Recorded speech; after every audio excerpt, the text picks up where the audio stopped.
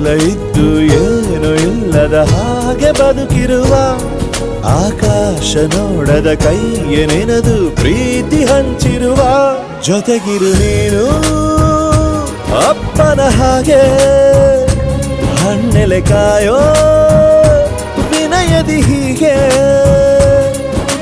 ನಿನ್ನನು ಪಡೆದ ನಾವು ಪುನೀತ ಬಾಳು ನಗು ನಗುತ್ತಾ ಬೊಂಬೆ ಹೇಳುತ್ತೈತೆ ಮತ್ತೆ ಹೇಳುತ್ತೈತೆ ನೀನೇ ರಾಜಕುಮಾರ.